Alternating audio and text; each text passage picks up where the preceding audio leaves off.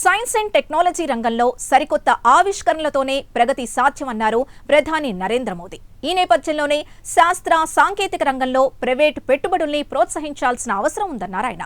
తగినన్ని ప్రైవేటు పెట్టుబడులు వస్తేనే భవిష్యత్తులో భారతదేశం టెక్ పవర్ హౌస్ గా ఎదుగుతుందని ప్రధాని నరేంద్ర మోదీ పేర్కొన్నారు. ఢిల్లీలోని భారత్ మండపంలో ₹1,00,000 కోట్లతో సైన్స్ అండ్ టెక్నాలజీ రంగంలో పరిశోధనా నిధిని ఆయన ప్రారంభించారు.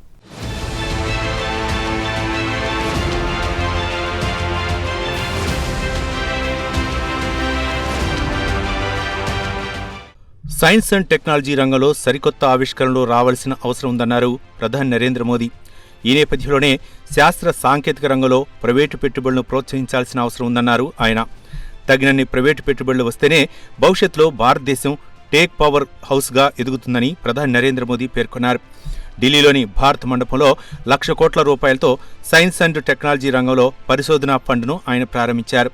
ఈ సందర్భంగా ఆయన మాట్లాడుతూ దేశంలో ఆధునిక ఆవిష్కరణలు మరింతగా పెంచడానికి కేంద్రంలోని ఎన్డీఏ ప్రభుత్వం కృషి చేస్తుందన్నారు ప్రధాని నరేంద్ర మోదీ.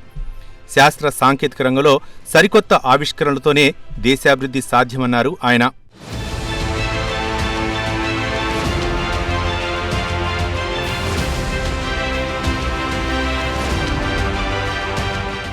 కాగా గత ప్రభుత్వాలు శాస్త్ర సాంకేతిక రంగంలో పరిశోధనలు పట్టించుకోలేదని ప్రధాని నరేంద్ర మోదీ పేర్కొన్నారు. అంతేకాదు పరిశోధనలకు బడ్జెట్లో చాలా తక్కువ మొత్తం కేటాయించాయని ఆయన పేర్కొన్నారు.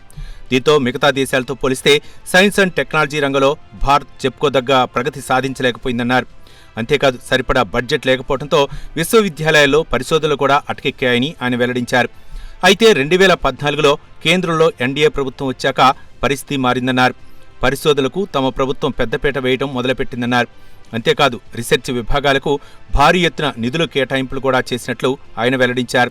దీంతో పరిశోధనలో అభివృద్ధి చెందిన దేశాలతో పోటీ పడగల స్థాయికి భారత్ చేరుకుందని ప్రధాని నరేంద్ర మోదీ వెల్లడించారు. ఈ పరిణామాలన్నీ పరిశోధనా రంగంపై తమ ప్రభుత్వానికి ఉన్న నిబద్ధతను తెలియజేస్తున్నాయన్నారు ప్రధాని నరేంద్ర మోదీ.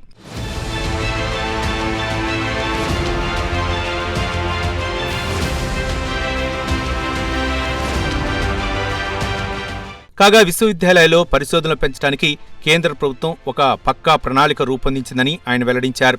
ఇందులో భాగంగా అనుసంధాన్ రీసెర్చ్ ఫౌండేషన్ను ఏర్పాటు చేసినట్లు ప్రధాని నరేంద్ర మోదీ పేర్కొన్నారు.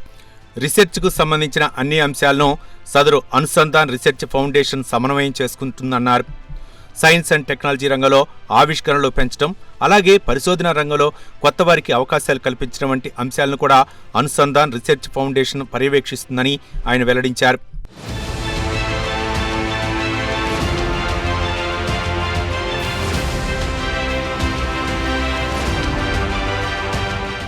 కాగా భారత అంతరిక్ష పరిశోధనా సంస్థ ఇస్రోను ప్రధాని నరేంద్ర మోదీ ప్రస్తావించారు.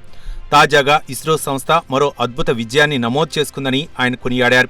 CMS-03 ఉపగ్రహాన్ని ఇస్రో సైంటిస్టులు విజయవంతంగా ప్రయోగించడం గురించి ఆయన మాట్లాడారు. CMS ఉపగ్రహం సమాచార వ్యవస్థలో ఎంతో కీలకమైందన్నారు. అంతేకాదు సముద్ర వాతావరణం తెలుసుకోవడానికి ఈ ఉపగ్రహాన్ని సైంటిస్టులు రూపొందించినట్లు ప్రధాని నరేంద్ర మోదీ వెల్లడించారు. కాగా పూర్తి స్వదేశీ టెక్నాలజీతో ఈ ఉపగ్రహాన్ని రూపొందించడం విశేషం.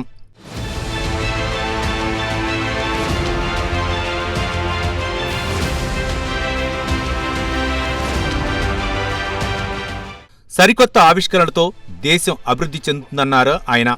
సాంకేతిక రంగంలో ఆవిష్కరణలతోనే గొప్ప గొప్ప విజయాలను నాంది పడుతుందన్నారు ప్రధాని నరేంద్ర మోదీ.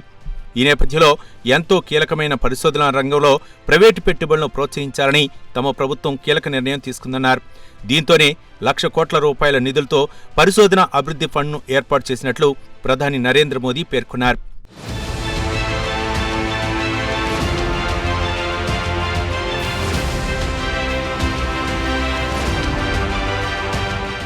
ఇదిలా ఉంటే ప్రపంచంలో ఏ దేశమైనా ఆర్థికంగా, పారిశ్రామికంగా అభివృద్ధి చెందుతుందంటే దానికి కారణం సైన్స్ అండ్ టెక్నాలజీ.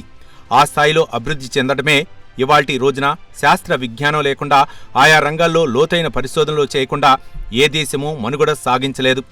అందుకే శాస్త్ర సాంకేతిక పరిజ్ఞానానికి ప్రపంచమంతా హారతిపడుతోంది.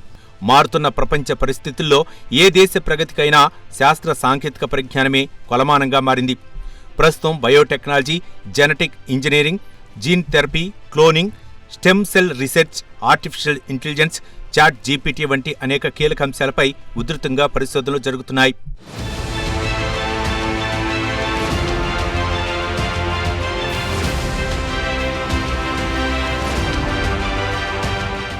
భారత్తో పాటు అనేక అభివృద్ధి చెందుతున్న దేశాల భవిష్యత్తుకు సైన్స్ అండ్ టెక్నాలజీయే కీలకం కానుంది. ఈ నేపథ్యంలో ఆయా దేశాల్లో శాస్త్ర సాంకేతిక రంగాల్లో పరిశోధనలు మరింతగా పెరగాల్సిన అవసరం ఉంది. అలాగే కొత్త ఆవిష్కరణలు జరగాలి.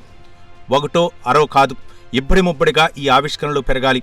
అప్పుడే ఆయా దేశాలు ప్రగతి వైపు చకచకా పరుగులు తీస్తాయి.